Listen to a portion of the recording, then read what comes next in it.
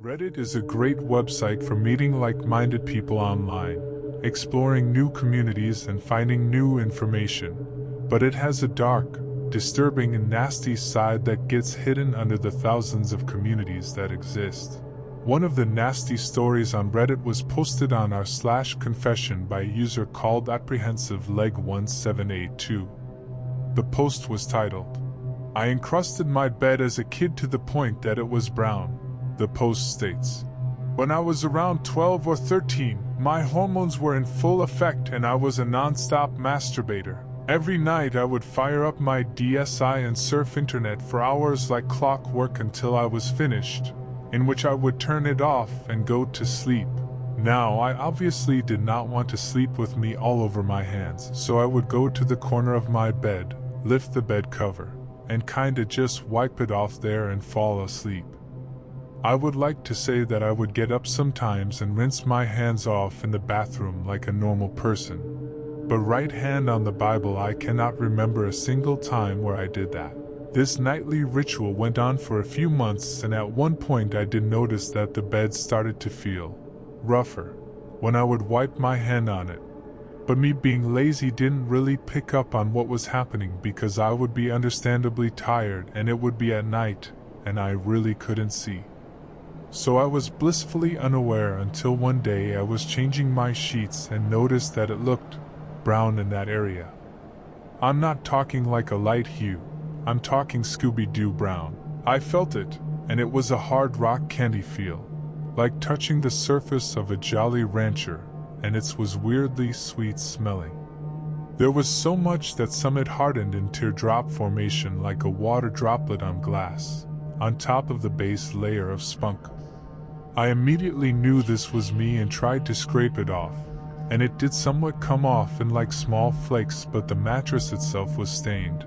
There was no denying that. After I finished, my brilliant mind thought the problem was solved, so I kept doing what I was doing for about another year and a half-ish.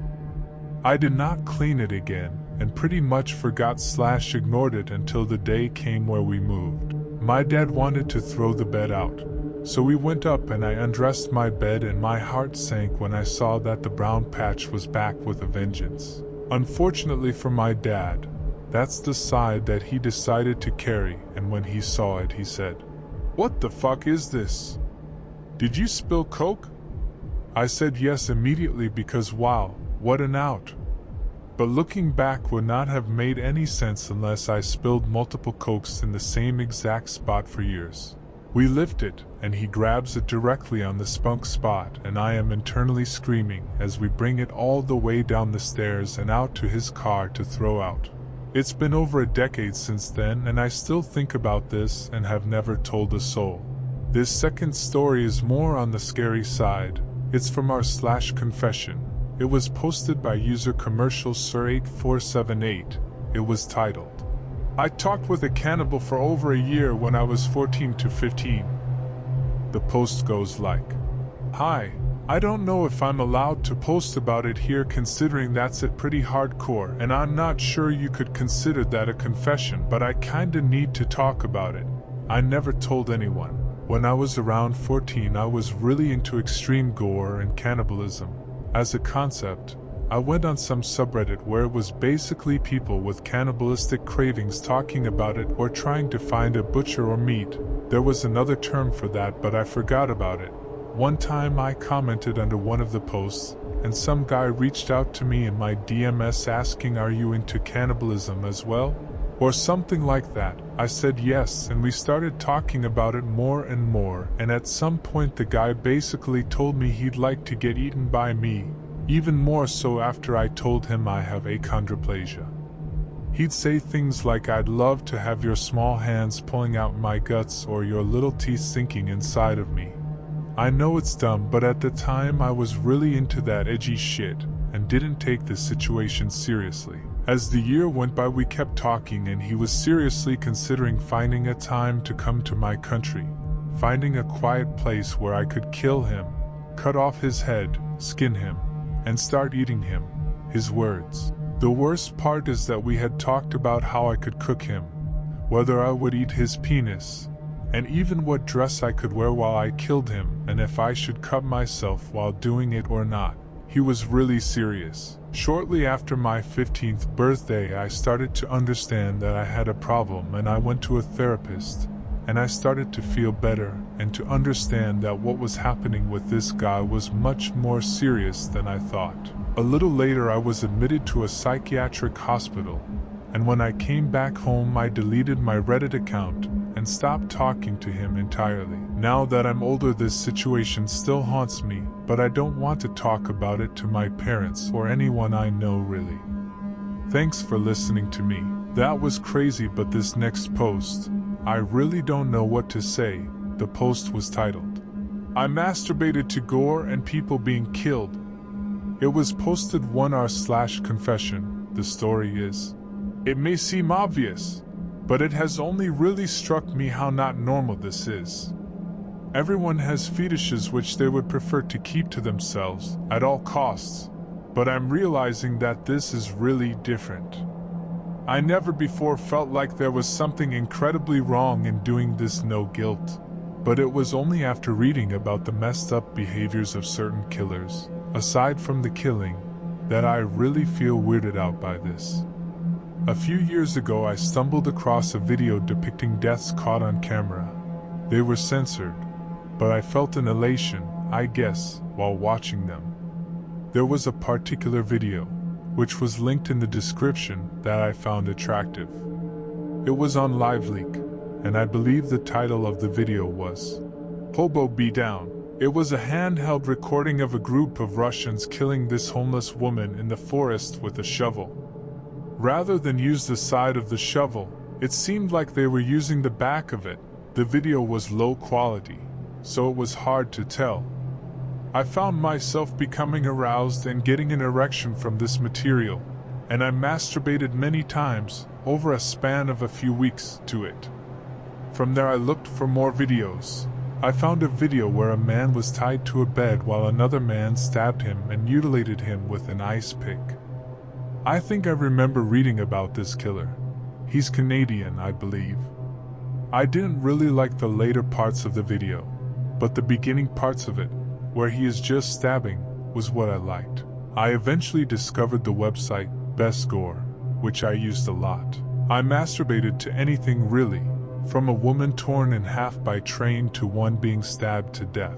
I also discovered gyro, a genre of violent, gory hentai. I continued this for a few years, but I decided to stop.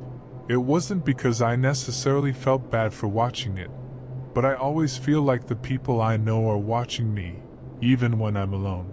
That was nasty, to be honest, but this next post is fucked up on so many levels. It was titled, "When we were kids, my sister and I did something stupid." It was posted by user Odrapon666. It goes like this. "I'm not good at writing, so I apologize for any mistakes I make. This happened over 10 years ago. It's hard to type this out because it is something I have felt guilty about since I was 11. My name is not Ethan. This happened one night while we were at home alone. My sister asked if I wanted to play a game.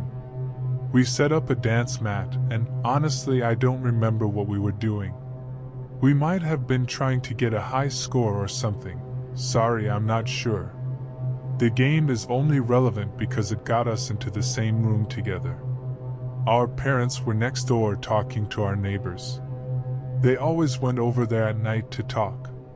They weren't out of town or away on a vacation or anything. They were just not home at the time.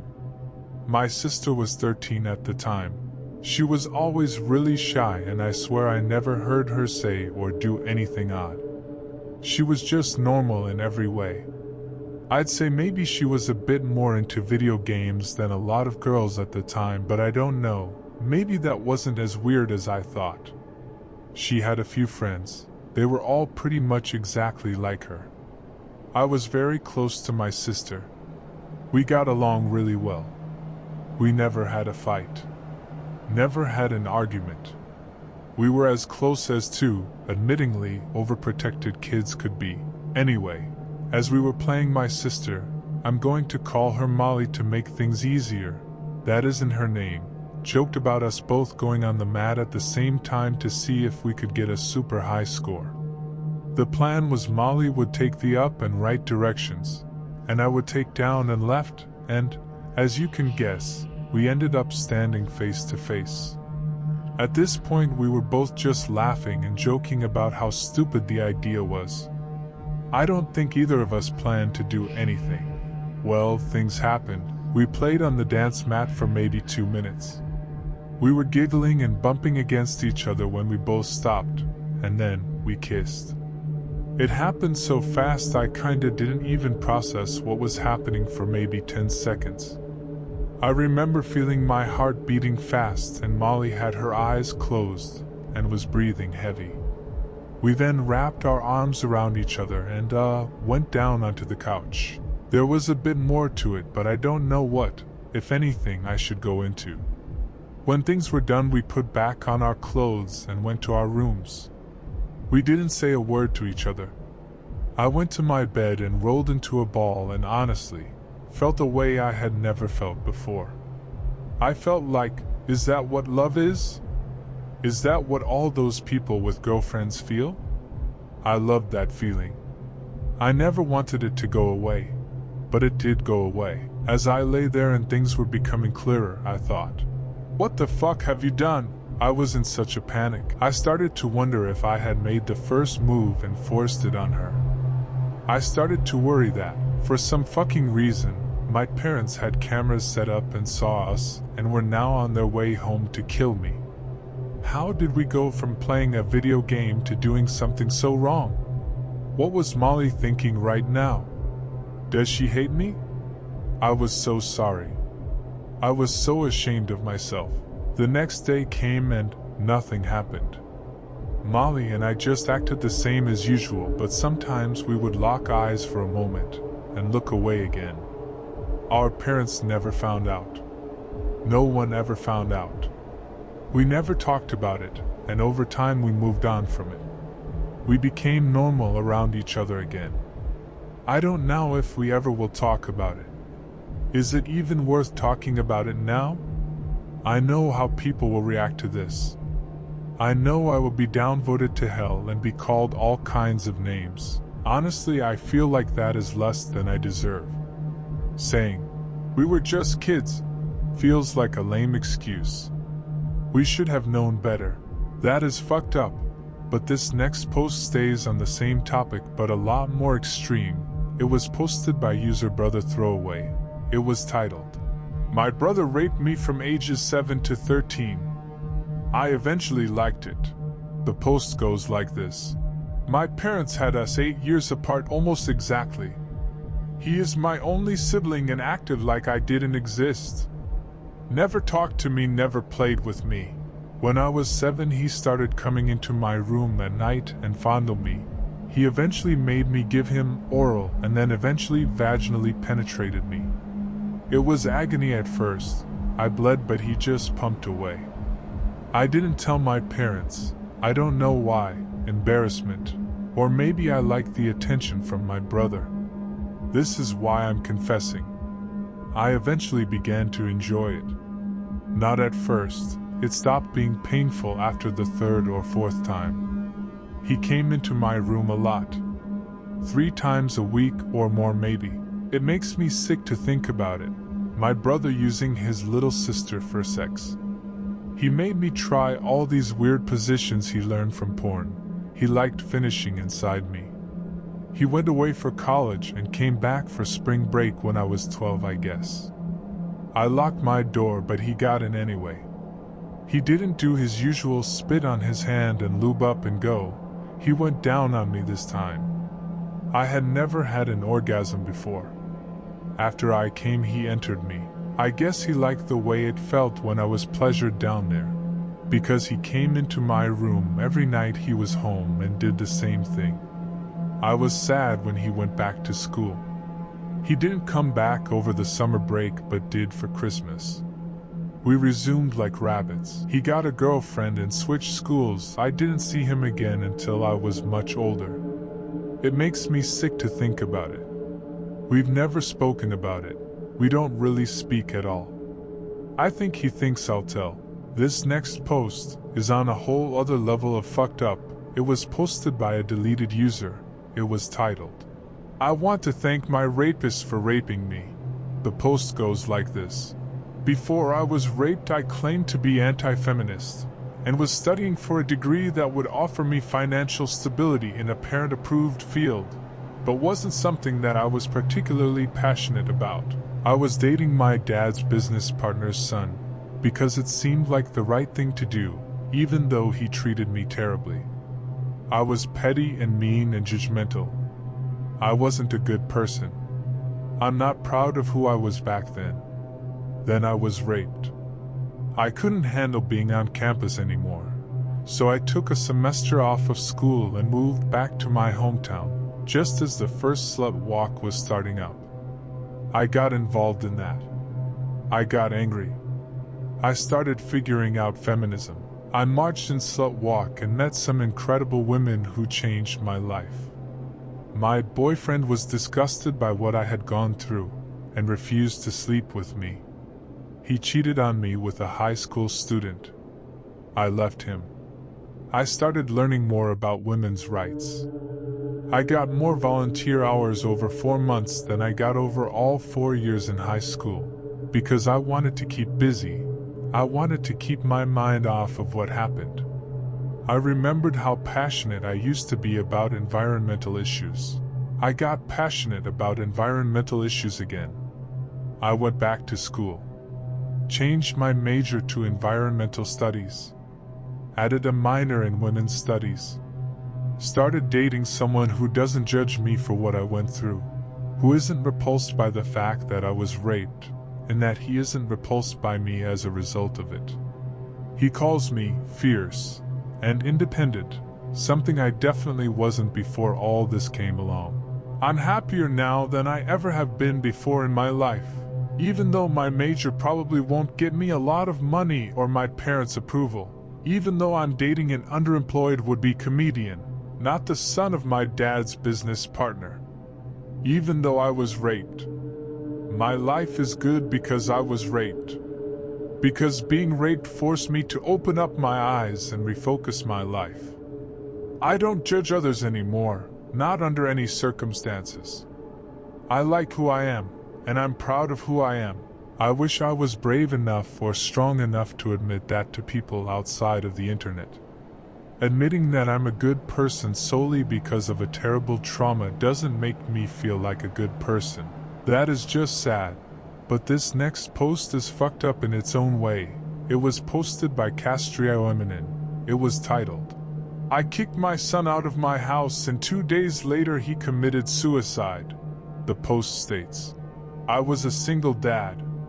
Had my son at 18 years old, soon after me and his mom got married, but she died from a car accident when my son was only 4. My son was a good-looking, smart, charming kid. He was also a reckless playboy who didn't know how to control himself. He would do drugs, drink a lot, sleep with strangers constantly, get into fights. It started around 16, when he started going to Manhattan and hanging out with different crowds there. I remember when I first caught him with alcohol, him and his friends were on a stoop nearby. One of them had a 6-pack of beer, and I was disappointed, but not exactly unexpected. Me and basically everyone I knew did the same stuff growing up. But then he started going out more and more, and then he stopped listening to me when I told him no. I would ground him, and he would just ignore it and go out anyways. His first year of college was when things really got out of hand. I had no control over him. He was doing cocaine, ecstasy, drinking 3 times a week, smoking pot every day, having girls over a lot. I tried to set boundaries and restrictions, but he just ignored them. I couldn't physically force him to what I wanted. One day, he brought a friend and a girl over. This was the tipping point. They played loud music, they smoked pot in the apartment, drank my wine from the cabinet. I woke up to an absolute mess, and I got into an absolutely massive argument with him that he can't do this shit anymore, and he basically just dismissed me entirely. Then I find out that not only did they take the wine, but 5 of my bottles of my expensive liquor were gone. I asked him about it, and he said, one of them might have stolen stuff.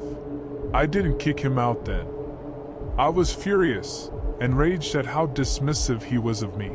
I wanted to call the people who were over and tell them to return it as soon as possible. No, I kicked him out when I came home to find him and the same exact 2 people he brought last time in the apartment, smoking pot again. The same people who stole nearly $250 worth of my liquor from the cabinet. I just freaked out completely. The other 2 left, but he stayed and argued with me. I was so unbelievably mad at him. I started screaming at him in Russian, which I only do when I am really mad. I told him to get out, and that he can't live here anymore, and that if he comes back I will call the police on him and his friends for stealing. He just looked horribly sad, like he wanted to tell me something but was too scared to tell me. So he left, and I didn't hear from him. I knew he had a bunch of places to go. He would sometimes leave to his friends or his girlfriends' houses for days at a time. I kept telling myself that maybe now he would finally grow up and respect my authority of the house, and then he could come back. I wasn't going to put crazy restrictions on him. I just didn't want him to be so bluntly uncaring for how I felt about what he was doing. He couldn't even do the bare minimum of not inviting his thief friends back into our home. Then I got a call from the police 2 days later. He had shot himself. He was found all the way in Jamaica. No idea where he got the gun. This was 2001. Guns were quite a bit easier to come by in NYC back then. I was devastated. Just absolutely destroyed. I didn't want to tell anyone that I had kicked him out, because I thought they would blame me. Eventually I told my ex-girlfriend that I was the one who kicked him out. We remained friends after we broke up, and that I feel responsible, and she basically just told me I wasn't responsible. I still don't know if I am responsible. Only a few people are aware that I kicked him out before he killed himself. I don't know if me kicking him out was the direct reason for this. Part of me thinks that it had to have been something else.